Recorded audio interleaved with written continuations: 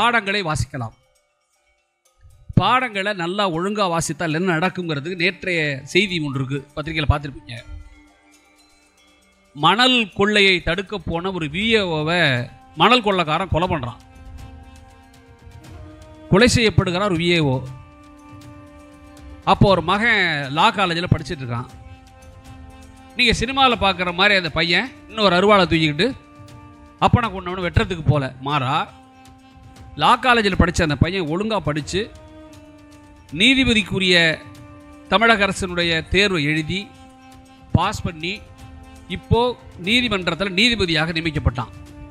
அந்த பையனுடைய இன்டர்வியூவில் எங்கள் அப்பாவுக்கு ஆசை என்னை சுப்ரீம் கோர்ட் ஜட்ஜ் ஆக்குறது, அது மாதிரி ஆகணுங்கிறான். கொஞ்சம் யோசிக்கிறீங்க. இப்போது நான் சொல்கிறது பாடத்தை படிக்கிறது எப்படி அப்படின்னா, ஒரு அருவாள் எடுத்துகிட்டு போய் அப்பனை கொன்றவனை வெட்டவும் செய்யலாம். மாறா அப்பனை கொன்றவனை போன்ற சமூக விரோதிகளை தண்டிப்பதற்கு தான் நீதிபதியாகுவதுதான் சரி என்று முடிவெடுத்தான் பாருங்க. அதுதான் பாடங்களை ஒழுங்கா படிக்கிறது என்று அர்த்தம். இது ஒரு வாசிப்பு. ஊரை வாசிக்கலாம், ஊர்களை தாராளமாக நீங்கள் வாசிக்கலாம். என்னுடைய நூல் ஊர் வரலாறு என்று சொன்ன அந்த நூலை நான் திருச்சிக்காரன் அடிப்படையில், எனக்கு திருச்சியை ரொம்ப பிடிக்கும். என்ன காரணம்? வேற ஊரில் இல்லைன்னா அதனால திருச்சி எனக்கு பிடிக்கும். சரிதானே? ஊருங்கிறது நீங்கள் மறக்கக்கூடாத ஒன்று. யோசிச்சு பாருங்களேன், நாளைக்கு ட்ரெயினில் போகிறீங்க, உட்கார்ந்த ஒன்று ஒரு பெரியவர் வந்து உட்கார்றாரு. இப்போ இணைய கூட இருக்காங்க. இதுக்க பார்த்த உடனே என்னப்பா உன் பேர் என்ன அப்படிம்பாங்க. இயல்பா எல்லாருமே பேர் சொல்லுவீங்க. அடுத்த கேள்வி என்ன வரும்? என்ன ஊர் அப்படிம்பாங்க. ஏன் சார் ஊர் கேட்குறான்? பேர் கேட்பது உன் அடையாளம், ஊர் கேட்பது அதுவும் உன் அடையாளம் என்பதை நீ மறந்துவிடவே கூடாது. வாழ்க்கையில் வளர்த்த ஊருக்கு, வாழ்ந்த ஊருக்கு நன்றியோடு இருப்பது ஒரு நல்ல செயல். நான் எனக்கு திருச்சியை படித்தேன்னு சொன்னல, திருச்சியை படித்தேன், நான் படித்தேன். என் புத்தகம் இருக்கு, நீங்கள் படிச்சுக்கலாம். ஆனால் இதுவரையிலும் இந்த திருச்சியை பற்றி யாரும் சொல்லாத ஒன்றை நான் சொல்லியிருக்கேன் புத்தகத்தில். என்னன்னு கேட்டிங்கன்னா, நான் திருச்சியை தொடர்ந்து கவனிக்கிறேன். தமிழ்நாட்டில் இருக்கிற பெருநகரங்கள், கோயம்புத்தூர் இருக்குது, திருநெல்வேலி இருக்குது, மதுரை இருக்குது, சென்னை இருக்குது, இல்லை பெரிய பேர் ஈரோடு இருக்குது, பெரிய பேர் ஊர்கள் இருக்குது. இந்த எந்த ஊரும் இல்லாத தனித்துவம் திருச்சிக்கு என்ன தெரியுமா? தமிழ்நாட்டில் சாதி கலவரமோ மதச்சண்டையோ நடக்காத தமிழ்நாட்டின் பெருநகரங்களில் திருச்சி தான் இருக்கிறதுன்னு மறந்துடாதீங்க. இது நான் திருச்சியை வாசித்ததன் அனுபவம். அப்புறம் ஒரு கேள்வி என்ன ஒரு இயல்பான, ஏன் இங்கே மட்டும் சாதி சண்டை மத கலவரம் நடக்கலை, ஏன் இங்கே மட்டும் அது நடக்கலை? ஒரு அடிப்படையான விஷயம் கல்வி. மறந்துடாதீங்க. ஒரு 10 வருஷத்துக்கு முன்னாடி திருச்சியை பற்றி யாரை போய் கேட்டிங்கனாலும் எஜுகேஷன் ஹப்னு சொல்லுவாங்க. அதை திருச்சியை நான் என்னோட நூலுக்காக ஒரு சின்ன புள்ளி விவரத்தை சேகரித்தேன். அது என்னன்னு கேட்டால், கல்வி சிறந்த தமிழ்நாடுன்னு பாரதி சொன்னதெல்லாம் பாட்டு. ஆனால் பாரதி இந்த பாட்டு எழுதின போதெல்லாம் கல்வியில் தமிழ்நாடு சிறந்தெல்லாம் இல்லை. வெறும் 4% படிக்கலை, அதான் உண்மை. ஆனால் ஆசைப்பட்டான் பாரதி, அது வேறு. ஆனால் நான் திருச்சியில் உள்ள 8 கல்லூரிகளை மட்டும் ஆய்வு எடுத்துக்கிட்டேன். பழைய காலேஜ், நீங்கள் வந்து திருச்சியில் இருக்கிற கல்லூரிகளில் மிக பழைய கல்லூரின்னா பிஷப் தான், சின்ன பெயர் மாற்றத்தோடு. பெயர் மாறாமல் தொடர்ந்த கல்லூரின்னா ஜோசப் தான். அதுபோலவே இந்தியாவில், தமிழ்நாட்டில் இந்தியாவிலேயே பெண் கல்வியை தொடங்கி வைத்த கல்லூரியில் ஒன்று ஹோலி கிராஸ். மறக்காதீங்க. 1901 இந்த கல்லூரிக்கான விதை மேரிஸ்டோப்பில் நடப்பட்டு விட்டது. சின்ன பள்ளிக்கூடமாக ஆரம்பித்தாங்க. அதில் முக்கியமான ஒன்று என்ன தெரியுமா உங்களுக்கு? முக்கியமான ஒன்று, இந்த கல்லூரியை தொடங்கிய சகோதரிகள் இருக்காங்கல்ல, இந்த கல்லூரி தொடங்கிய சகோதரிகள் பிரான்ஸ்லேருந்து தொடங்கினாங்க.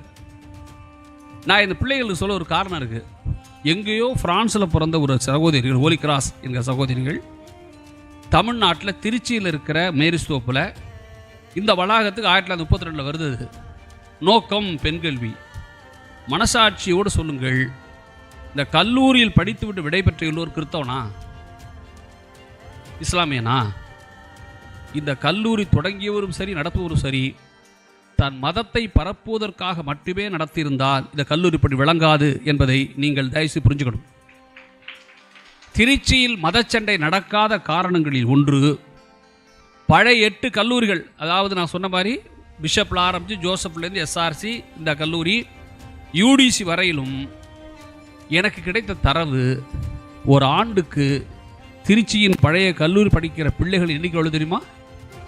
யாராவது ஒரு பையன், பெரியவங்க மேலே அவங்க சொல்ல வேண்டாம், யாராவது ஒரு பையன் கெஸ் பண்ணி சொல்லு, எத்தனை பேர் திருச்சியில் இந்த நான் சொல்கிறது வந்து இந்திரா காந்தி கல்லூரியோ அல்லது இந்திரா கணேசன் மாதிரி கல்லூரிகளையோ காவேரி மாதிரி புது கல்லூரி சேர்க்காமல் சொல்கிறேன். 1லேருந்து 8 கடைசியாக வைக்கிறது யூடிசி தான். இந்த 8ல் மட்டும் படித்தவன் எத்தனை பேர் இருப்பான்னு நினைக்கிறேன்? யாராவது யூகிக்க முடியுமா? பசங்க பொண்ணுங்க. சரி, நேரம் அரை மணி நேரம் தான். 55,100 பேர், மறந்துடாத, 55,100 பேர் படிக்கிறீங்க, மறக்காதீங்க. 8ல் மட்டும். ஏன் தமிழ்நாட்டில் திருச்சியில் சாதி சண்டை வர்றது தெரியுமா? இப்போ வெறும் 8 கல்லூரியில் மட்டுமே 55,100 பேர் படித்தால் மற்ற கல்லூரி சேர்த்துக்கிட்டிங்கன்னா இந்த கல்வி பரவி இருப்பதும் சாதி சண்டை நடக்காததற்கு மிக மிக முக்கிய காரணம் என்பதை நூலின் வழியாக நான் கண்டுணர்ந்தேன். அப்போ நம்ம என்ன யோசிக்க வேண்டியிருக்குன்னா, ஊரை வாசிக்கிறது ஒரு வாசிப்புன்னும் பெருவெளி என் தலைப்பு. அப்படின்னா இலக்கியங்கிறது என்ன சார்? இலக்கியம் என்பது மனிதர்களை வாசிப்பது என்று நீங்கள் புரிஞ்சுக்கணும். மனிதர்களை வாசிப்பதற்கு இலக்கியத்தை விட சிறந்த விஷயம் ஒன்றும் இல்லை. பொதுவாக எல்லாரும் சொல்லுவாங்க, பேசுறத ஒரு கலைன்னு சொல்லுவாங்க. பேச்சு ஒரு கலை. எனக்கு என்னவோ பேச்சு ஒரு கலைதான் சரி. அதை விட கேட்பது ஒரு கலை என்பதை நீங்கள் தயவு செய்து மனதில் வச்சுங்க. இந்த கேட்பது ஒரு கலை என்பதை நான் ஒன்றும் புதுசாலாம் கண்டுபிடிச்சிடல. இது என்னுடைய கண்டுபிடிப்பும் இல்லை. மாறாக உங்களுக்கு வாய்ப்பு இருந்தால் ஒரு இத்தினூண்டு புஸ்தகம் ஒன்று இருக்குது. இத்தினூண்டு புஸ்தகம் ஹெர்மன் ஹெக்ஸே என்ற ஒரு நாவலாசிரியர் ஜெர்மனில் எழுதிய இத்தினூண்டு புத்தகம், சித்தார்த்தன் என்று பெயர். நான் சொல்கிற இந்த பெயரை நீங்கள் குறிச்சிக்கலாம். அவசியம் வாங்கி படிங்க. சித்தார்த்தன் என்று சின்னோண்டு புத்தகம். அது நோபல் பரிசு பெற்ற ஒரு புத்தகம். அது அந்த புத்தகத்தை இந்த மேடையில் நான் சொல்ல ஒரு காரணம் இருக்குது. என்ன காரணம்னா, அந்த சித்தார்த்தன் என்கிற அந்த ஜெர்மனிலேருந்து ஆங்கிலத்துக்கு போன அந்த நாவலை அதி அற்புதமான ஒரு தமிழில் மொழிபெயர்த்த திருலோக சீதாராம் வாழ்ந்த ஊர் இந்த திருச்சி தான். உங்களை யாருக்காவது ஐயா ஜம்பவர்கள் மொழின்னு சொன்னாங்கல்ல, டிரான்ஸ்லேஷனை பற்றி மொழி பற்றிலாம் சொன்னாங்கல்ல, யாருக்காவது மொழிபெயர்ப்பின் உச்சம் என்ன, ஒரு புத்தகத்தை எப்படி மொழிபெயர்க்கணும் என்று தெரிந்து கொள்ள ஆசை இருந்தால் நீங்கள் சித்தார்த்த நாவலை அவசியம் படிச்சிருங்க. என்ன முக்கியமான விஷயம் அந்த நாவல்னு கேட்டிங்கன்னா, இந்த கேட்பதுன்னு நான் சொன்ன பாருங்க, அது ஒரு கலைன்னு சொன்னல. இந்த நாவலில் சித்தார்த்தன் என்கிற அந்த பாத்திரம், அவன் வந்து கௌதம புத்தன் அல்ல.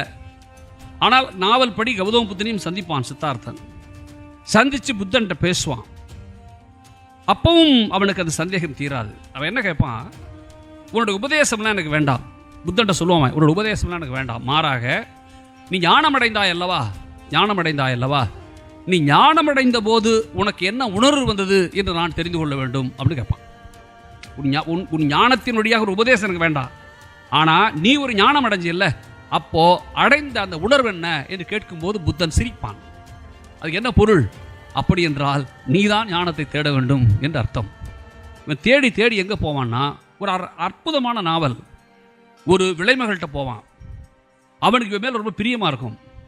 அவளிடம் கேட்பான் சந்தேகங்களை.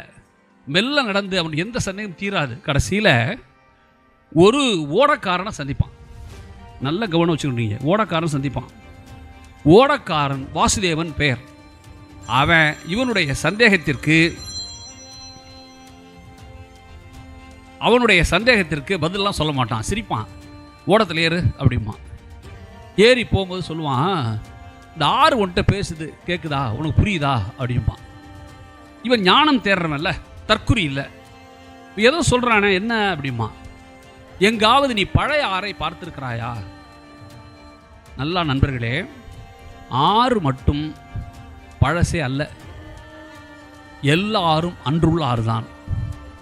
நீங்கள் காலம் என்பதை கேள்விக்குட்படுத்தும் வாசுதேவன். காலம் என்று ஒன்று இல்லை அப்படிமா. ஏனென்றால் இப்போ போய் காவிரி ஆற்றுல இப்போ என் தலைப்பு வாசிப்பு நடத்துறது காவேரி இலக்கியம் சேர்ந்துருக்கு. வாசுதேவன் சொல்லுவோம், ஆற்றுல காவேரியில் முழுகிறீங்க, இப்போது முழுகுனா தண்ணி உங்களை கடந்துடும். நீங்கள் முழுக முழுக உங்களை கடக்கிற அதுதான் அன்றைய ஆறு. அப்போது நதி உனக்கு சொல்லித் தருகிறது என்று தொடங்குவான். அப்போ சொல்லுவான், சொல்லித் தருகிற எல்லோரும் சப்தமாகலாம் சொல்லித்தர மாட்டான். நீ கேட்கிற தன்மை இருந்தால் உனக்கு பிரபஞ்சம் உனக்கு தொடர்ந்து பாடம் நடத்தி கொண்டிருக்கும் என்று வாசுதேவன் அவனுக்கு சொல்லுவான். எனக்கு என்ன அந்த நாவலில் இருக்கிற மிகப்பெரிய வியப்புன்னா, அவன் சொல்லுவான், நீ எப்படி தெரியுமா கேட்கணும் அப்படின்னு சொல்லுவான். நீ எப்படி கேட்கணும் வகுப்பில், இப்போ நான் சொல்கிறத இந்த அமர்வுக்கு மட்டும் நான் சொல்லலை, 4 பேர் ஏன் சொல்லணும். நான் ஏன் சொன்னேன், ஐயா கூட்டிகிட்டு போகிறாரு கலையிறீங்கன்னு. யார் ஒருவனுக்கும் அறிவோடு உரசும் போது சலசலப்பது பிடிக்காது. அப்போ கேட்கறத பற்றி அவன் சொல்லுவான். எப்படி தெரியுமா கேட்கணும், சலனமற்ற உள்ளத்தோடு, ஆசை இல்லாது, அதை விட முக்கியம் அபிப்பிராயம் எதுவும் இல்லாமல். பேச வர்றாரு ஒருத்தர், சொல்ல வர்றாரு போதே அவரை பற்றின அபிப்பிராயம் எதுவும் இருக்கக்கூடாது. அவர் வர்றாரா, இவர் இப்படி தான் பேசுவார், இவர் இதை தான் சொல்லுவார், அவர் பேசினா அப்படி தான் இருக்கும் என்ற அபிப்பிராயங்கள் எல்லாம் இல்லாமல் கேட்பது எப்படி என்பதை நீ நதியிடமிருந்து கற்றுக்கொள் என்று வாசுதேவன் அவனுக்கு சொல்லிக் கொடுப்பான். அப்போ தான் சித்தார்த்தனுக்கு ஞானம் பிறக்கும். நண்பர்களே, நான் உங்களுக்கு சொல்லும்போது ஓடக்காரன் சொன்னபோது ஒரு சாதாரண எளிய ஓடக்காரன் அப்படி சொல்கிறோம். எனக்கு இப்போ தான் இந்த எளியவர்கள் அப்படின்னா யார் சாரவன்? இந்த எளியவர்கள் சொல்லிட்டே இருக்கிறோம்ல, எப்போ பார்த்தாலும் சொல்கிறோம்ல எளியவர்கள்னு. எனக்கு நேரம் குறை சொல்லிட்டு போகிறேன். எளியவர் யார் தெரியுமா உங்களுக்கு? எனக்கு தெரிஞ்ச அனுபவத்தில் எளியவர் என்பவர்தான் இந்த பூமி மாதிரி. இந்த பூமி மாதிரி அவன் எப்படி யோசிக்க, இந்த பூமி தன்னைத்தானே சுற்றிக்குது, சூரியனை சுற்றுது. நல்லா கற்பனை பண்ணுங்க நான் சொல்கிறத. என்னைக்காவது பூமி தனக்குள்ள, என்னடா மாப்பிள்ள நம்மளும் இந்த பூமிங்கிறது பிரபஞ்சம் பிறந்த நாள்லேயும் சுற்றிக்கிட்டு இருக்கிறோம், சூரியனை சுற்றுறோம், ராத்திரி பகல்லாம் வருது, நிலாலாம் வருது, எல்லாம் வருது, ஒரு பய கூட நம்ம சுத்திரம்ங்கிறது தெரியாமலே இருக்காங்களே என்று பூமி யோசிச்சுதுன்னு வைங்களேன். ஒரு நாள் நம்ம இருக்கிறதே ஒருத்தனுக்கு தெரியலையே, நம்ம எப்படியாவது நம்ம இருக்கிறத சொல்லிடுவோமா அப்படின்னு நினச்சி பூமி சுற்றுறதை நிறுத்துதுன்னு வச்சு ஒரு செகண்டு, நமக்கு எது என்ன ஆகும்? நானும் பேச முடியாது, நீனும் கேட்க முடியாது. சரி, அதை விட பூமி இன்னும் கொஞ்சம் யோசிச்சு நீங்கள் நம்ம இருக்கிறத ஹோலி கிராஸை சொல்லிடுறது அப்படின்னு முடிவு பண்ணி ஒரு ஜர்க் அடிக்குதுன்னு வைங்க, நம்ம கதி முடிஞ்சது இல்லை. நல்லா மனசில் வச்சுங்க, இந்த உலக இயக்கத்தில் பூமி எப்படி தன்னுடைய இருப்பை சொல்லாமல் இயங்குகிறதோ அதுபோல் இந்த பூமியில் எளியவர்கள் தான் இருப்பை சொல்லாமலே இயங்குகிறான் என்பதை நீங்கள் மனசில் வச்சுக்கணும். ஒரு சாதாரண வாழைப்பழம் வைக்கிறவனாக இருப்பான், சாதாரண கேட்டு திறந்தவனாக இருப்பான், சைக்கிள் ஸ்டாண்ட் பார்க்குறவனாக இருப்பான், யாராரோ இருப்பான். அவன் அவனுடைய வாழ்க்கையாக வாழ்கிறான். அதில் 4 காசு சம்பாரித்து பிள்ளை குட்டியில் காப்பாற்றி வாழணும். அவன் ஃபோட்டோ வீட்டில் மாட்டுக்கிறதெல்லாம் வாழலை. அவன் கட் அவுட்டில் பால் அபிஷேகம் பண்ணணுங்கிறதுக்கெல்லாம் வாழலை. அவன் வாழ்க்கையை அவன் வாழ்கிறான். எழுதி வச்சுக்க, நடிகன் இல்லாமல் வாழ்ந்து விடலாம், எளியவன் இல்லாமல் ஒரு நாள் கூட வாழ முடியாது என்பதை நீங்கள் மனசில் வச்சுக்கணும். அப்போ என் பார்வையில் எளியவன் என்பவன் யார்? அவனை எப்படி சார் வாசிக்கிறது? எங்கள் எளியவன் எப்படி வாசிக்கிறது? நான் இன்னமும் சொல்லிட்டு போயிடுறேன் உங்களுக்கு, தயவுசெய்து நல்ல வாசிப்பு என்று ஒன்றுதான் உங்களை எவனாலும் கடத்தப்படாமல் தடுக்கும். நல்ல வாசிப்பு தான் உங்களை வேறு எவனாலும் கடத்த விடாமல் தடுக்கும். ஒரு நடிகனாலோ, ஒரு தலைவனாலோ, ஒரு கட்சியாலோ அல்லது வெறும் பிம்பங்களாலோ நீங்கள் கடத்தப்படக்கூடாது என்று மனரீதியாக ஆசைப்பட்டால் அதற்கு இருக்கிற ஒரே ஆயுதம் வாசிப்பது மட்டும்தான் என்பதை நீங்கள் தயவு செய்து மனதில் வச்சுங்க. என் பார்வையில் வாசிப்புன்னு சொன்னால் அடுத்தது புத்தகம் தான் ஞாபகம் வரும் எல்லாருக்கும். நான் புத்தக திருவிழாக்களை தொடர்ந்து சொல்கிறேன், புத்தகம்தான் உலகின் மிக பெரும் புரட்சி. யோசிச்சு பாருங்கள் நான் சொல்கிறத. நான் ஒரு கேள்வி கேட்குறேன் உங்களை. இப்போ மனிதனுடைய இன்னைக்கு இந்தியர்கள், தமிழர்கள் சராசரி வயசு என்ன சார்? 68. சிங்கத்தோட சராசரி வயசு என்ன சார்? சிங்கம் தான சார் உடைய வலிமையான விலங்கு, காட்டுக்கு ராசா. என்ன சரி, கேள்வி கேட்டு துன்புறுத்த வேண்டாம். ஒரு 11லேருந்து 18 அதனுடைய சராசரி வயது. பெண் சிங்கம் கொஞ்சம் கூட வயசு வாழுது, ஆண் சிங்கம் கொஞ்சம் குறைச்சி வயசு வாழுது. சரி, 47 நாடு சுதந்திரம் பெற்ற போது நம்ம சராசரி வயது என்ன? தமிழர்கள், இந்தியர்கள் 38. இன்னைக்கு 68. சரி, சிங்கத்தோட சராசரி 47 என்ன? அதே 10, 18 தானே. என் கேள்வி, ஏன் சிங்கத்தின் சராசரி ஏறல, மனிதர்களின் சராசரி மட்டும் ஏன் ஏறிச்சு? 30 வருஷம் ஏறிங்களா, 38லேருந்து 66 ஆயிருங்களா? எப்படி? நீ நல்லா புரிஞ்சுங்க, மனிதர்கள் மரணத்தை வென்றது யாகம் வளர்த்தல்ல, யோசித்து. நான் மிக தெளிவாக சொல்லிட்டு போகிறேன். மரணம்ங்கிறது மனிதனுக்கு 4-5 விதமாக வரும். பெரும் மரணங்கள். ஒன்று, இயற்கை பேரிடர். சொன்னார் நக்கீரன் பேசும்போது, இயற்கை பேரிடர், பெரிய சுனாமி வரும், பெரிய பிரளயம் வரும், மணல் மாறி பொழியும் சொல்லுவாங்க, இயற்கை பேரிடர். கொள்ளை நோய், அம்மை, கால்ரா, கொள்ளை நோய், மரணம் வந்துச்சு. விபத்து, மரணம் வரும். அப்போ இவங்களை யோசிக்கிறான் மனுஷன், இந்த காலராவிலேருந்து எப்படி வெளியில் வர்றது? இப்போ 50 100 பேரை சாவறானா ஊரில். கிராமங்களில் பெரியவங்க எங்கள் தாத்தா பாட்டி சொல்லும், அப்படியே 50 பேர் செத்து போயிடுவாங்க. வச்சு எரிக்கிறதுக்கு சுடுகாட்டுற இடம் இருக்காது, அப்படி வச்சு எரிப்பாங்களாம் அம்மை. ஆனால் மனித குலம் மரணத்தை கண்டு அஞ்சலை, மாறாக யோசித்தது. அம்மைக்கு ஒரு தடுப்பு மருந்து கண்டுபிடிக்கிறான், காலராக்கு ஒரு தடுப்பூசி கண்டுபிடிக்கிறான், மரணத்தை வெல்றான். இயற்கை பேரிடர். ஒரு காலத்தில் ஒரிசாவில் புயல் வந்தால் எத்தனை பேர் செத்தாங்கிற ஸ்டாட்டிஸ்டிக்ஸ் இருக்குது, போய் படிங்க. நவீன் பட்நாயக் ஆட்சிக்கு வராரு, இங்கேருந்து அதிகாரிகள் போகிறாங்க, எப்படி இயற்கை பேர் காப்பாற்றிக்கிறது என்று அரசு யோசிக்குது. அப்போது அதற்கான வேலைகள் நடக்குது, காப்பாற்றப்படுறான் மனுஷன் மரணத்திலிருந்து. பட்னியால் செத்தான் நம்ம ஊரில். நீங்கள் சோறுங்கிறது இருக்குல்ல, பசிப்பினி மருத்துவன் சங்க இலக்கியம் சொல்லுவாங்க. பசியை ஒரு பிணின்னு சொன்னவன் நம்மால் தான், தமிழன் தான், மறந்துடாத. பிணி நம்ம தான் சொன்னோம். அது மட்டும் இல்லை, அந்த பசியில் எப்படி மீள்றது? வங்க பஞ்சம், தாது வருஷ பஞ்சம், நல்லதங்கால் கதை படிச்சிருப்பீங்க. நல்லதங்கால் என்ன செய்வா, கிணத்துல பிள்ளைகளை தள்ளி விட்டுட்டு அவளு சாவா. ஏன்? பசி, பட்னி, வறுமை. இதிலிருந்து மீள்வது எப்படி என்று தடுமாறிய போதுதான் ஜவஹர்லால் நேரு மாதிரி பெரும் மனிதர்கள் இந்தியாவில் பிறந்தார்கள். சொன்னார்ல, நேருவோட பயோகிராஃபி படினார்ல, இந்த பசியிலிருந்து எப்படி மீள்வது என்பதுதான் நேருடைய முதல் பார்வை. நாம் சுதந்திரம் பெற்ற பிறகு நினைந்த சாதனைகளில் ஒன்று. இப்போ கூட நான் உங்களை கேட்டு போகிறேன், எங்கள் தலைமுறையில் ராப்பிச்சை பார்த்துருக்கோம். அம்மா தாயேன்னு ராப்பிச்சை கேட்டு வருவாங்க. கிராமத்தில் கிளவிகள்லாம் சொல்லு, வேறு எந்த பிச்சை வராலும் போடாமறா, ஆனால் ராப்பிச்சை மட்டும் போடாமல் இருந்துடாதீங்க என்று சொல்லுவாங்க. நீ யாராவது ராப்பிச்சை கேட்டு வீட்டுக்கு வரானா சொல்லு, எனக்கு யாராவது ஒரு ஆள் வரானா ராப்பிச்சை கேட்டு? நம்ம ஊரில் இருக்கிற சில சேவை சாதிகள், சர்வீஸ் கம்யூனிட்டி, அவங்கெல்லாம் வீட்டுக்கு வந்துடுவாங்க. அவங்களுக்கு சோறு போடணும், ரசம் குழம்பெல்லாம் ஊற்றுவாங்க. யாராவது வர்றானா நீ வீட்டுக்கு? ஏன்? நம்ம நினச்சி கிண்டல் பண்ணிக்கிட்டு இருந்தோம்ல, இலவசம் கிண்டல் பண்ணோம்ல, அந்த சமூக நல திட்டங்கள் தான் பட்டினியை ஒழித்தது என்பதை நீ மறந்துடக்கூடாது. அப்போது மனுஷனுடைய சராசரி ஏறியதற்கு காரணம் மனிதகுலம் யோசித்தது. நிறைவாக சொல்கிறேன், மனிதன் யோசனைகளை அடுத்தவனுக்கு பரிமாறிக்கொள்றது இருக்குல்ல, அங்கே தான் மனிதகுலம் ஜெயித்தது. சிங்கம் தான் பிரச்சனையை அது தன்னுடைய சக சிங்கத்துக்கிட்ட சொல்ல முடியாது, சொல்லாது. அப்படி சொல்கிற இடத்துல தான் புஸ்தகம் வந்து சேர்ந்துச்சு. வாசிப்புன்னு லேசாக நினைக்காதீங்கிறத சொல்கிறேன். நீ நல்லா யோசிச்சு பாருங்கள், புத்தகங்கிறது என்ன?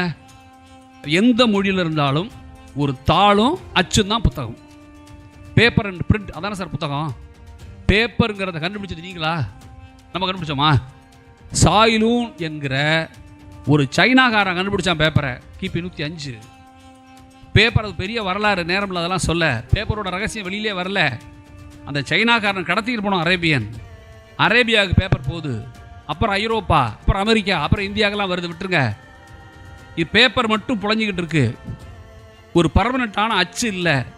1400 வருஷத்துக்கு அப்புறம் கூடன்பர்க் வர்றான் ஜெர்மனில், அவன் அச்சை கண்டுபிடிக்கிறான். இந்த பேப்பர் அச்சு சேர்ந்த பிறகுதான் உலகின் மாபெரும் அறிவு புரட்சி நடந்தது. அது வந்த பிறகுதான் புத்தகங்கள் வாசிக்கப்பட்டன. இந்த ஒரு இடத்துல தமிழன் கொஞ்சம் தலைநிமிரலாம்னா, பேப்பர் அப்படிங்கிறதுக்கு முன்னாடி ஆட்டுத்தோலில் எழுதி பார்த்தாங்க, மாட்டு கன்றில் எழுதினாங்க எழுத்த, பெரிய உடன் பிளாக்ஸில் எழுதினாங்க எழுத்த. ஆனால் ஒரு பேப்பருக்கு நிகரான ஒரு எழுதுபொருளை பயன்படுத்தியவன் தமிழன். அந்த எழுதுபொருளின் பெயர் பனையோலை என்பதை நீங்கள் தயவு செய்து மனதில் வச்சுங்க. எனக்கு அப்போ என்ன தோணுதுன்னா, நண்பர்களே, இந்த வாசிப்புங்கிறது இருக்குல்ல, அது ஒரு மகிழ்ச்சி தருது இல்லை, சாதாரணமானதில்லை. நான் ஒரு கேள்வி கேட்குறேன், பதில் சொல்லுங்கள். உங்களால் யாராலாவது நிலவை தூக்கிக்கிட்டு நடக்க முடியுமா? உங்களால் இப்போ நிலவை தூக்கிக்கிட்டு நட அப்படின்னு சொன்னால் யாராவது ஒரு பையன் ஏந்திரிச்சு, ஒரு பொண்ணு ஏந்திரிச்சு நான் நிலவை தூக்கி நடந்துடுவேன்னு சொல்லுவீங்களா? சொல்ல மாட்டோம்ல. நான் கவிதை சொல்கிறேன் பாருங்கள். ஒரு கவிஞன் நடக்கிறான் பாருங்க. இப்போ நிலவை நீயும் தூக்கி சுமக்கலாம், தலையில் ஒரு தண்ணீர் குடம் இருந்தால். புரியுதா உங்களுக்கு கவிதை? நிலவை நீயும் தூக்கி சுமக்கலாம். எப்போ? ஓ நல்ல பௌர்ணமி ராத்திரியில் ஓ தலையில் ஒரு தண்ணி குடத்தி நடந்தேன்னா நிலா என்ன செய்யும்? இவ்வளோ அழகாக இருக்குல்ல. இன்னைக்கு சொல்கிறேன் உனக்கு, இதை போன்ற இலக்கியங்கள் தருகிற மகிழ்ச்சியை வேறு எதுவும் தராது என்பதை நீங்கள் வாசிப்பதன் மூலம் தான் உணர முடியும். எனக்கு அது மட்டும் இல்லை, நீங்கள் இன்னொன்று சொல்கிற பாருங்களேன். ஒரு குழந்தைய கூப்பிட்டு ஸ்கூலில் உடல் உறுப்பெல்லாம் வரைஞ்சி பாகங்குறிய சொல்கிறாங்க. ஸ்கூலில் நடக்கும்ல பயாலஜியில் உடல் உறுப்பையெல்லாம் வரைஞ்சி பாகங்குறிய சொல்கிறாங்க. ஒரு கவிதை எழுதலாம் பாருங்க. பையன் உடல் உறுப்பை படம் வரைந்து பாகம் குறித்த பின் இதயம் துடித்தது. பாகம் வரைஞ்சாச்சு, இதயம் துடிக்கிறான். எதுக்கு? முழு மதிப்பெண் பெற. இப்போ துடிக்கிறது அவனுடைய இதயம். புரியுதா உங்களுக்கு? அவனுடைய இதயம். எனக்கு என்ன தோணுச்சுன்னா, அகவீர் ஒருத்தர் இருக்கான், பெரம்பலூர் ஒரு கவிஞன். நம்ம பேரை சொல்லி சொல்ல காரணம் இருக்குது. அற்புதமான கவிஞன் தமிழில். அவன் ஒரு கவிதை சொன்னான், ஒரு ரொம்ப பிடித்த கவிதை. அப்பா, சித்தப்பா, மாமா, அத்தை, உறவெல்லாம் இருக்குல்ல, இந்த உறவுகளுக்கான கவிதை பாருங்க. அப்பா அப்பா கவிஞனாகவும் இருக்கிறார், தம்பி விளையாட்டு வீரனாகவும் இருக்கிறான், அண்ணன் பேச்சாளனாகவும் இருக்கிறான், சகோதரி சமையல்காரியாகவும் இருக்கிறாள், பாட்டி கதை சொல்லியாகவும் இருக்கிறாள், அம்மா மட்டும்தான் அம்மாவாக இருக்கிறாள் என்று அவன் கவிதை சொன்னான். எனக்கு அப்போ என்ன தோணுது, இலக்கியம் என்ன செய்யும் போது எனக்கு என்ன தோணுதுன்னா, இதெல்லாம் தாண்டி இன்னைக்கு இருக்கிற பிரச்சனை ஒன்று இருக்குல்ல நம்ம ஊரில். கோயில் சாமி எப்போ பார்த்தாலும் பிரச்சனை பண்ணுறாங்கல்ல. அந்த கவிதை சொன்னால் பாருங்க, ஒரு குறியீடான கவிதை. இந்த கவிதை நல்லா ரசிச்சுக்களுக்கு. திருச்சியில் உள்ள பையன் வைரச்சந்திரன் எழுதின கவிதை இது. அவன் சொன்னான், கோயில் கண்களை மூடச் சொல்லும், பள்ளி கண்களை திறந்து வைக்கும் அப்படிங்கிறான். எவ்வளோ குறியீடான விஷயம் பாருங்க. நீ சாமியை கும்பிடும்போது என்ன செய்யறோம்? அறியாமலே கண்ணை மூடுறோம். இப்போ எப்படி கவிதை ஆக்குறான் பாருங்க. கோயில் கண்களை மூட சொல்லும், பள்ளி கண்களை திறந்து வைக்கும் என்று ஒருத்தன் சொல்கிறான். அப்போது இதெல்லாம் சொல்லும்போது என்ன தெரியுமா தோணும் எனக்கு? தமிழ் பண்டைய இலக்கியங்கள் இருக்குல்ல, சங்க இலக்கியங்கள். ஏன் தெரியுமா உலகத்தில் சங்க இலக்கியத்தை இன்ன வரைக்கும் கொண்டாடுறாங்க? நேரம் இல்லை பேச. ஏன் தெரியுமா கொண்டாடுறாங்க? நான் எளியவனை பற்றி நான் சொன்னல, ஒரு விஷயம் சொன்னல, எளியவன் சொன்னல. சங்க இலக்கியத்தில் சொல்கிறான், எளியவன் என்பதை சாதாரண நினைக்காத. நான் சொன்னேன் கைதட்டி ரசிங்கல்ல. சங்கையில் சொல்கிறான் பாருங்க, பெரியோரை வியத்தலும் இளமே, சிறியோர் இகழ்தல் அதனின் விளமே அப்படிங்கிறான். பெரியவனை கண்டு வியக்கிறது இருக்குல்ல, அதுவும் செய்யாத. அவர் பெரிய தலைவர், அவர் பெரிய நட்சத்திரம், அவர் 100 படத்தில் நடிச்சிருக்கார் வெங்காயம் என்று வியக்காத. கீழே ஒரு கேட் கீப்பர், வாழைப்பழம் விற்கிறவன், கீரை விற்கிற பொம்பளை என்று அவளை இகழவும் செய்யாதேங்கிறான் பாருங்க. இந்த சிந்தனை தாண்டா தமிழுடைய உச்சம். இதுதான் தமிழுடைய உச்சம். வேறு எந்த மொழி இப்படி சொல்லலை, யாரும் சொல்லலையா நமக்கு தெரிஞ்சு. நீங்கள் அப்போ என்ன செய்யணும்? நான் பாருங்க சொல்லிவிட்டு முடிக்கிறேன். இந்த உலகத்தை பற்றி நம்ம சொன்னது மாதிரி என்ன அழகாக சொல்கிறான் பாருங்க. மாப்பிள்ள, இந்த உலகம் ரொம்ப மோசம்டாமாங்க சொல்லுவாங்க இல்லை, சாதாரண பேசும்போதே நமக்குள்ளே என்ன பேசிக்குவோம்? இந்த உலகம் ரொம்ப மோசம்டா அப்படிம்போம். இந்த உலகம் ரொம்ப மோசம்னு சொன்ன அடுத்த நிமிஷமே செல்ஃபோனில் ஜாலியாக பேசிகிட்டு இருப்போம்ல. இயற்கை தானே சொல்கிறான் பாரு. இன்னாது அம்மை உலகம், இந்த உலகம் ரொம்ப ரொம்ப மோசம்டா, இனிய காண்க அதன் இயல்பு உணர்ந்தோரே. அது இயல்பு மட்டும் உனக்கு தெரிஞ்சதுன்னா நீ அதனுடைய இனிமையை காண்பாய் என்று சொல்லுகிற இலக்கியங்கள். நண்பர்களே, நான் ஒன்று சொல்லிவிட்டு நிறைவு செய்ய விரும்புகிறேன். ஒரு கதை, ரொம்ப பிடித்த கதை ஒன்று உண்டு. நான் தொடக்கத்தில் சொல்லியிருக்கேன், இலக்கியங்கள் தான் மனசை கழுவும் அப்படின்னு சொல்லியிருக்கேன். கழுவுற பாத்திரத்தில் வாங்குற பால் தான் கெடாதுன்னு சொல்லியிருக்கேன். எனக்கு ஒரே ஒரு கதை ரொம்ப பிடித்த கதை. இந்த கதையை நான் சொன்னேன்னு யாரும் படிச்சிருக்க மாட்டீங்க. எதனாலன்னா, ரொம்ப புகழ்பெற்ற எழுத்தாளர் கதை இல்லை, இது சாதாரண ஆள் எழுதின கதை. என்னம்மா கதை? ஒரு ஹோட்டலில் சாப்பிட வர்றாங்க. சாப்பிட வரும்போது ஒரு ஐயா 2 பையனை கூட்டு வர்றாரு, நம்மளை மாதிரி சின்ன பசங்களை. 3 பேரும் ஒரு டேபிளில் உட்காடுறாங்க. சர்வர் என்ன சாப்பிட்றீங்க அப்படின்னு கேட்குறான். இந்த ஐயா சொல்கிறாரு, 3 பிளேட் இட்லி அப்படிங்கிறாரு. இந்த 2 பசங்களும், அப்பா இட்லி வேணாம்ப்பா அப்படிங்கிறாங்க. ஐயா இட்லி தாண்டா அப்படிங்கிறாரு. பசங்க கெஞ்சுறாங்க, அப்பா இட்லி வேணாம்ப்பா, சும்மா இருப்பா, எப்போ பார்த்தாலும் இட்லின்ற அப்படிங்கிறான். ஐயா ஆனால் விடலை. இட்லி ஏன்? அப்போ தப்பு இல்லை, புரியுதில்ல, காசு இல்லை. சரி, இந்த நேரம் ஒரு ப்ரொஃபஸர், கல்லூரி பேராசிரியர் சாப்பிட வர்றார். உட்கார்ந்த உடனே சர்வர் வந்துடுறான். சார் என்ன சார் வேணும் அப்படின்னு. நல்லா ஒரு நெய் ரோஸ்ட் அப்படிங்கிறார். சும்மா கும்முன்னு ஒரு நெய் ரோஸ்ட் வருது. சாப்பாடு நேரம் வேற, நெய் ரோஸ்ட் வருது. அந்த நெய் ரோஸ்ட்டை பார்த்த உடனே இந்த 2 பசங்களும் அப்பன்ட்ட, அப்பா இட்லி வேணாம்ப்பா அப்படிங்கிறாங்க திரும்பவும். இப்போது இந்த காட்சி உங்களுக்கு புரியுதுல்ல? இது காதில் விழுகுது இந்த ப்ரொஃபஸருக்கு. இன்னும் இட்லி வேணான்றாங்க, இந்த அப்பா இட்லி இல்லைன்றானே யோசிக்கிறான். யோசிச்சுட்டு என்ன செய்கிறான், சர்வரை கூப்பிட்டு ஜோப்பா அப்படிங்கிறான். என்ன சார் அப்படிங்கிறான். என்ன அது தோசை எடியாமல் இல்லை அப்படிங்கிறான். சார் மாஸ்டர் நீங்கள் வந்துட்டீங்கன்னு சொல்லி நல்ல தோசை போட சொன்னேன் சார். அவன் ரெகுலர் கஸ்டமர் அந்த ஹோட்டலுக்கு. நீங்கள் வந்தீங்கன்னு சொன்னேன் சார். வகுப்பு எடுக்கிறியா எனக்கு? எடியா போய் இந்த தோசை தூக்கி போட்டு அந்த பசங்களை வச்சுட்டு இட்லி அது மாதிரி பிளேட் இட்லி கொண்டு வா அப்படிங்கிறான். அந்த பசங்களுக்கு வச்ச மாதிரி இட்லி கொண்டு வான்னு சொன்ன அடுத்த நிமிஷம் அந்த 2 குழந்தைகளும் இட்லியை எடுத்துக்கிட்டுன்னு சாப்பிட ஆரம்பிச்சிடும்.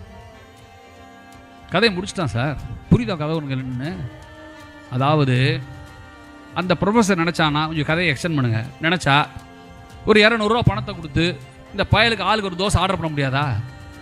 பண்ணலாம். பண்ணால் அந்த பசங்க என்ன நினைப்பான் அப்பனை பற்றி? ஒரு தோசை கூட வாங்கி தராத வக்கத்தை அப்பன்ட்டு பிறந்துட்டோம்டாமல்ல. ஒரு படத்தில் சொல்லுவான் நாங்கள் அடுத்த வீட்டில் பிறந்துருக்கலாம்னு. அந்த மாதிரி நினைப்பான்ல அவன். அந்த பேராசிரியர் காரியம் என்ன தெரியுமா? தன்னுடைய கொடை மனதை நிரூபிக்க விரும்பலை 2 தோசை வாங்கி கொடுத்து, மாறாக தகப்பனின் தன்மானத்தை காப்பாற்றியிருக்கிறான் என்று நீங்கள் தேசிய புரிஞ்சுக்கணும். எப்போவுமே தன்மானத்தை காப்பாற்றிக் கொள்வது மட்டும் தன்மானம் காப்பதல்ல, அடுத்தவன் மானத்தையும் சேர்த்து காப்பது தான் தன்மானத்தை காப்பது என்றால், இலக்கியங்களைப் போல வாசிப்பை போல இதயத்தை தூய்மையாக்குகிற ஒன்று இல்லை. தயவு செய்து இந்த வகுப்பில் பருவத்தில் நக்கீரன் சொன்னார், ஐயாவும் சொன்னாங்க, சொல்லிட்டு போயிடுறேன். இந்த தமிழக அரசு உங்களுக்கு செய்கிற அற்புதமான வாய்ப்பு இது. யாரெல்லாம் ஒரு 50 பேரை கூட்டியிருந்து உட்கார வச்சு நாங்களே பேசிக்கிறோம். அரை மணி நேரத்தில் என்னங்க பேசுறது? அவர் 50 வருஷம் ஃபீல்டில் ஒர்க் பண்ணவர், 30 வருஷம் ஃபீல்டில் ஒர்க் பண்ணவர், 2 பேரை கூப்பிட்டு வச்சு பக்கத்தில் ஷார்ட்டேஜ் நிற்க நிற்கிறீங்க. முடி என்று சொல்ல உங்கள்கிட்ட பேசுகிறதா நேரத்தை பார்க்குறதான்னு புரியாமலே பேச வேண்டியிருக்குல்ல. இவ்வளவுக்கு மேலும் சொல்கிறேன், நடத்துகிறவங்க மேலே கோளாறு இல்லை. ஏன்னா அவங்களுடைய விருப்பம் என்ன, ஆசை என்னென்னா ஒரு 50 பேர் அறிமுகப்படுத்துறது தான் விஷயம். 50 பேர் 50 விதமாக சொல்ல போகிறேன். என்ன நீ தலைகீழ கட்டி தொங்கினால் ஜம்பு சார் சொல்கிறது என்னால் சொல்ல முடியுமா? நான் சிலையை தரையை பார்த்தாலும் தொட்டு பார்த்ததும் இல்லை. அப்போது எதுக்கு 50 பேர்னா 50 விதமான அனுபவங்களுக்கு வந்து சேரும். எனவே இதை பயன்படுத்துங்க. இன்று தொடங்கி நாளை வரையிலும் ஒவ்வொரு ஊர்லையும் நடத்துகிறாங்க. இதை 27 அதையும் சொல்லிட்டு போகிறேன். 27ஆம் தேதி கல்லூரி இணைய கொண்டு இருக்காங்க. 27ஆம் தேதி திருச்சியில் நம்ம கலையரங்கத்தில் 1000 மாணவர்கள் வச்சு மிகப்பெரும் விழாவும் நடக்க போகுது. அதுக்கு வாங்க. நீங்கள் செய்ய வேண்டியதெல்லாம் வந்து வீட்டுக்கு போய் படிக்கணும். நேராக சொல்கிறேன், தயவு செய்து வாரத்தில் ஒரு நாள், அனுபவத்துலேயும் சொல்லிட்டு போகிறேன், வாரத்தில் ஒரு நாள் அல்லது 10 நாளைக்கு ஒரு நாள் செல்ஃபோனு, நெட்டு, டிவி, ஃப்ரெண்ட்ஸு சகலத்தையும் விட்டுறணும். நல்லா புரிஞ்சு நான் சொல்கிறத. நான் சொல்லிட்டானே எல்லாம். அங்கே பாலசுப்ரமணியன் சொன்னாரா செல்லை விட்டுருன்னு? செல்லு, நெட்டு எல்லாத்தையும் விட்டுட்டு ஒரு வாரத்துக்கு விட்டு பாறேன். அப்போ தான் அவனுக்கு முதல் முறையாக ஒரு நாள்ங்கிறது இவ்வளோ பெருசானே தெரியும். மாப்பிள்ளை ஒரு நாள்ங்கிறது இவ்வளோ பெருசுடா, சும்மா தேவையெல்லாம் பேசியே கொண்டுட்டோமேடா என்று தோணும்ல. அன்னைக்கு நீ 2 செய்யணும் சொல்லிட்டு போயிடுறேன். 1, பாடத்துக்கு சம்பந்தம் இல்லாத இவங்க சொல்கிறாங்கல்ல புத்தகங்களில் ஒரு 2 மணி நேரம் புத்தகத்தை உட்காந்து படி. 2வது, இந்த பொம்பளை பிள்ளைங்க அம்மாவுக்கு போய் அடுப்படியில் சமையலுக்கு உதவி செய். தயவு செய்து சொல்கிறேன், அம்மாவுக்கு சமையல் ஹெல்ப் பண்ணு. நீ வீட்டில் அடுப்படிக்கு போய் உங்கள் அம்மாவுக்கு உதவி செய்யும் போது தான் தெரியும் நீ ரொம்ப நாளாக நினச்சிக்கிட்டு இருக்கிற. அது விட்டுற கொஞ்சம் பாரு, நீ ரொம்ப நாளாக நினச்சிக்கிட்டு இருக்கிற உங்கள் அம்மாவால் தான் பலகாரம் வேகுதுன்னு. அடுப்படிக்கு போனாதான் பலகாரத்தால் அம்மா தான் வெந்துக்கிட்டு இருக்கா என்பது ரொம்ப தாமதமாக புரியும். நான் பசங்களுக்கு சொல்லிட்டு போகிறேன், 2 மணி நேரம் புத்தகம் படி, அப்பாவுக்கு உதவி செய். வீட்டை துடைக்கிறது, கக்கூச கழுவு. இந்த ஆம்பளை பசங்களுக்கு தெளிவாக சொல்கிறேன். என்னுடைய கோடீஸ்வரன் நண்பர் ஒருத்தர் இருக்கார். கோடீஸ்வரன் நண்பர் திருப்பூரில் ஆள் ஸ்லிம்மாக இருப்பார். ஈஸ்வரன் பேர். என்ன ஈஸ்வரன் எப்படி இப்படின்னு கேட்பேன். நான் தாங்க டாய்லெட் க்ளீன் பண்ணுவேன். அவர் சொல்லுவார், நீங்கள் வந்து ஆம் எக்ஸசைஸ் எல்லாம் பண்ண வேணாம், நந்தலாளா துணியை வச்சுக்கிட்டு கக்கூச கழுவினால ஆம்பளை எக்ஸசைஸ் ஆரம்பிப்பார் அவர். நீ என்ன புரிஞ்சுக்கணுன்னா, உடல் உழைப்பு தான் கடவுளை சந்திக்கிற வழின்னு சொன்ன ஒரே தலைவன் காந்தி தான். மறக்காத. பசங்க உதவி செய்கிற அப்பாவோட 2 வீலர் கழுவி வை, அப்பா சட்டை அயன் பண்ணி வை, அன்றைக்கி பல்பெல்லாம் மாற்றி விடு, ஃபேனை தொட. கிளம்ப ஒருத்தர் இருப்பான் வீட்டில், அவன் வாங்கின பிளாட்டில் தான் வீடு கட்டியிருப்பாங்க, ஒரு ரூபாய் அவன்கிட்ட பேச மாட்டாங்க. அவங்ககிட்ட போய் என்ன தாத்தா அப்படின்னு அவனுக்கு தூக்கி போட, என்னடா நம்மகிட்ட பேசுகிறாங்களே அப்படின்ட்டு. தாத்தானை போய் பாரு, நகை வளர்ந்துருக்கும், காலில் இவ்வளோ சோட்டு வளர்ந்துருக்கும். என்ன தாத்தா நகை இவ்வளோ பெருசு இருக்குது அப்படின்னா, எங்கடா குனிஞ்சு வெட்ட முடியலடாம் பாரு. நெயில் கண்டால் அந்த டிவி நெட்டெல்லாம் இல்லாத நாளில் தாத்தா நகத்தை வெட்டி விட்டு இப்படி கையை பிடிச்சி விட்டுப்பாரு. என்னத்தா முதுகெல்லாம் அழுக்காக இருக்குது, எங்கடா பேராண்டி பின்னாடியே கை போக மாட்டேங்குதுரா அப்படிம்பாரு. போய் பாத்ரூமில் தண்ணியை தொடர்ந்து குளிக்க வச்சு தேய்ச்சி விட்டியன்னா சுத்தமாக மேலே கிளவன். சேரில் உட்கார்ந்த உடனே அவன் கண்ணிலேருந்து 2 சொட்டு கண்ணீர் வரும். நீ எந்த கோயிலின் தீர்த்தத்தை விடவும் அது புனிதமானது என்பதை புரிந்து கொள். எனவே வாசிப்புங்கிறது மனிதனை வாசிப்பது சேர்த்து தான். பாடங்களை வாசியுங்கள், ஊரை வாசியுங்கள், மனிதர்களை வாசியுங்கள், செய்ய வேண்டியதெல்லாம் கேட்கிற திறனை வளர்த்து கொள்ளுங்கள். விடைபெறுகிறேன். நன்றி.